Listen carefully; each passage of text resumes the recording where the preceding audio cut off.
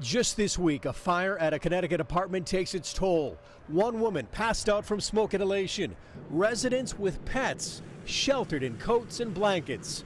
It's a situation New Haven Fire Chief John Alston has seen often. My old job, come across a couple of kittens, you stick them right in your coat and keep going. Pets in fires, however, do have an advantage. Because heat and smoke rise, the lower you are to the floor, the better off your chances of survivability are going to be. That's just for humans, and it's also for pets. And now, on New Haven fire trucks, pet breathing apparatus. So this actually would attach to the oxygen? Correct. And depending on the size of the pet. A cat or something? Or a cat. Or a weasel or a ferret, or we've seen them all. The organization Canine Saves donated 10 units to the New Haven Fire Department, and they've already used them. With a mask that's specifically designed for them, best possible chances of survivability. Much like these California firefighters giving oxygen to one family's dog.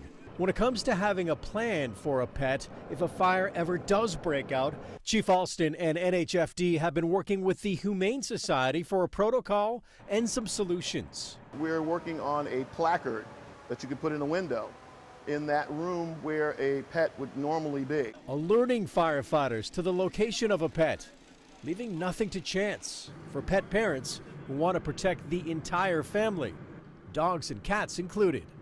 Scott McDonald, News 8.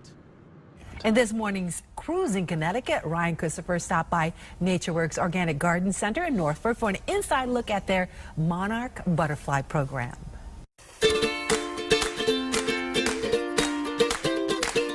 So we're here at NatureWorks with Jillian. Jillian, this is really a beautiful thing, but I have to admit, it's a bit of like an alien, bizarre transformation that these butterflies make. It's true, yeah. They go from egg to caterpillar to chrysalis to butterfly. It's kind of an insane transformation. Right now we have hundreds. I think today we counted 300 in total, and we've released 300 already as butterflies. So there's been sort of a decrease in the population, but why are there so many here at NatureWorks? Yeah, so at NatureWorks, we're completely chemical-free, no pesticides, anything like that. So NatureWorks has been organic for 34 years, which is pretty amazing. It was before organic was cool. And I always say the flowering gardens are sort of the flashing road sign for stop here, come lay your eggs on our milkweed. So we have milkweed plants that they lay their eggs on. There's one hatching right here, look. Hatched right now. Look at that. Look how tiny the wings are when they very first hatch. Wow. So Joe, one of the crazy things is that 2 of your butterflies actually migrated down to Mexico last year. Yeah, a lot of them migrated, but 2 we actually found in Mexico. That's over 3,000 miles. I mean, those guys have the strength to make it down. Wing power, yeah. People go around looking for tags that are supplied by Monarch Watch, and they have a tiny little code that you can look up if your monarchs made it all the way down there. So we found that 2 of our monarchs actually made it down to Mexico last year, which was like a champagne popping moment. Liftoff! For Cruise in Connecticut, I'm Ryan Christopher, News 8. The year 1968. Humble beginnings for the Cornell Scott Hill Health Center in the heart of the Hill community of New Haven. Leading the vision 50 years ago, its namesake, Cornell Scott. Just extraordinarily devoted to the welfare of this community. He was Scotty to most everyone. Everyone knew Scotty. Everyone still to this day knows Scotty. CEO Michael Taylor. I think Scotty, when he saw a community need, it didn't matter to him whether it was something that was in vogue at the time. He sought to meet the need. Scotty was 73 years old when he lost his battle with cancer.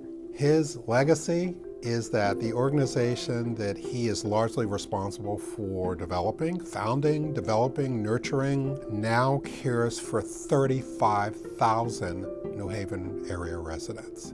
Affordable, high-quality care with no barriers.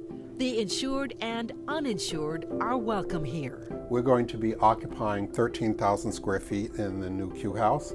23 sites and counting, offering a full plate of services, including primary care, dental, vision, a pharmacy, and the first federally qualified care center to provide behavioral health and addiction. These are our people. This is who we are. Dr. Eche Tech heads up the mental health and substance abuse treatment.